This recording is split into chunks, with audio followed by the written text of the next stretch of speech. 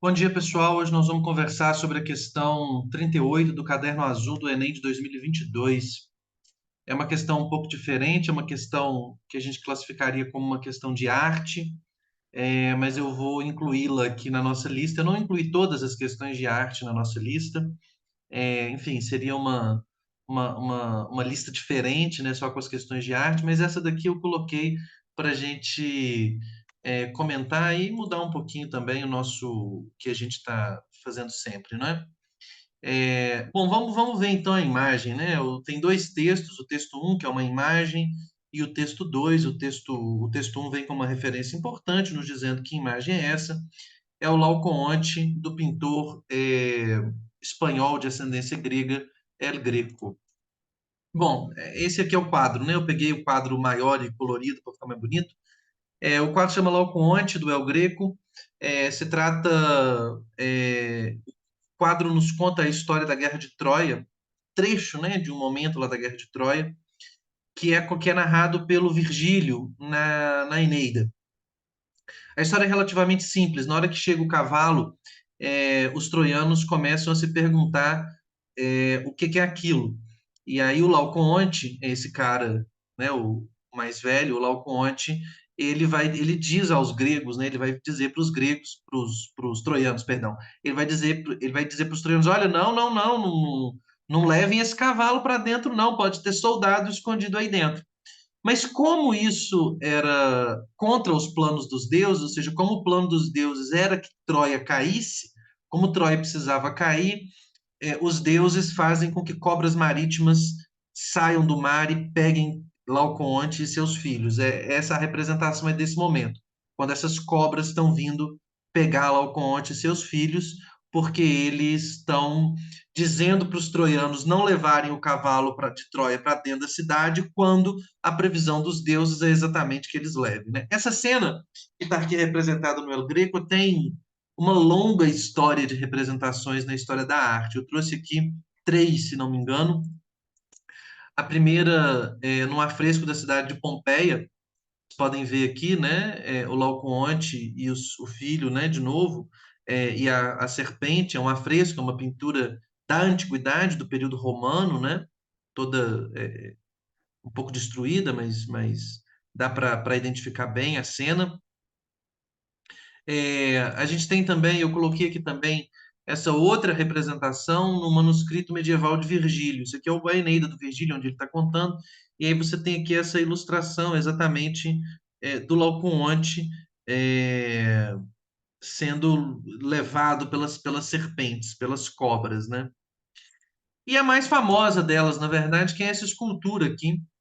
É, Até onde eu pude averiguar, ela não tem um autor conhecida, uma escultura da antiguidade, que representa exatamente o Laocoonte é, se contorcendo e sendo levado pelas cobras. É uma escultura belíssima da antiguidade, não é? Bom, e aí vem o texto, né? O texto que tá, o texto 2, né? O texto 2 vai dar o contexto para a gente, né? E vai dizer assim, olha, essa impressionante obra apresenta o sacerdote Laocoonte sendo punido pelos deuses por tentar alertar os troianos da ameaça do cavalo de Troia, que escondia um grupo de soldados gregos. Enviadas pelos deuses, serpentes marinhas são vistas matando Laocoonte e seus dois filhos como forma de punição, por, enfim, alertar os gregos sobre algo que os deuses queriam que acontecesse, alertar os troianos, perdão, estou confundindo toda hora, alertar os troianos por algo que os deuses queriam que acontecesse, que se passasse, não é? Ou seja, o texto nos oferece contexto para a imagem. Eu tenho uma imagem e eu tenho aqui o contexto dessa imagem. O enunciado tem várias informações importantes. Esse é um enunciado relativamente complexo. Nesse enunciado, ele fala assim: produzida no início do século XVII, a obra maneirista distingue-se pela. É curto e relativamente complexo. A primeira afirmação que ele fala é: a pintura do El Greco foi produzida no século XVII. Uma obviedade, né? A segunda afirmação é: a pintura do El Greco é maneirista. A obra é maneirista. Ele pertence àquilo que na história da arte se chama de maneirismo, ou enfim, alguns outros vão chamar de renascimento tardio ou de auto-renascimento, enfim, usemos aqui a expressão que a gente quiser usar, o maneirismo. Inicialmente, a gente poderia perguntar o seguinte: o que faz com que essa pintura se distingua? O que faz com que ela se distinga? O que distingue essa pintura? Só que isso é muito geral, é muito amplo, porque ainda faltaria um outro termo que seria distingue em relação ao quê? Ela se distingue em relação ao quê? Né? Fica faltando, é muito amplo, porque ela se distingue, basicamente, tudo vai estar correto, porque ela sempre vai se distinguir de alguma outra coisa, levando em consideração qualquer uma das alternativas. Por isso que, na verdade, tem uma pergunta que está subentendida, que é a seguinte: o que faz dessa obra uma obra maneirista? O que a distingue do conjunto de outras obras e que a faz ser especificamente maneirista? Essa é a pergunta. A pergunta é: o que tem nessa obra que faz com que ela seja uma obra maneirista? E não simplesmente o que a distingue, tá certo? Muita atenção quanto a isso. E aí vem: o que distingue essa obra é a representação da nudez masculina? Não, obviamente que não. A nudez masculina não é uma característica própria do maneirismo. A nudez masculina está presente aí em em todo o Renascimento. Tem nudez masculina em vários lugares, não necessariamente apenas em maneiristas. A distorção ao representar a figura humana distingue esse quadro como obra maneirista? Sim. O maneirismo é conhecido exatamente pela exploração da tentativa de representar o corpo humano de forma distorcida, em posições inusitadas, por exemplo, né? Criando uma sensação de forma dramática, de dramaticidade, né?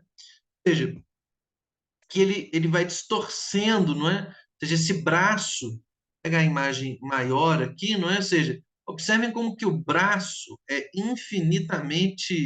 infinitamente torcido, né? A torção do braço é inusitado, a figura humana está distorcida de vários pontos de vista, né? Algo que não está, por exemplo, aqui. Aqui você não tem exatamente uma distorção da figura humana, não é? A figura humana aqui não está distorcida. E vejam como que a posição em que ele está, embora seja uma posição complexa, né, uma posição de dobra do abdômen, isso é algo relativamente complexo de ser executado, exatamente porque ele está dobrado, é uma posição difícil do corpo, mas ele não está desfigurado. Ele não está desfigurado. Na hora que a gente volta aqui, ou seja, a gente vê que as figuras estão desfiguradas, né? As figuras estão em posições que levam à desfiguração do corpo, da forma humana, né?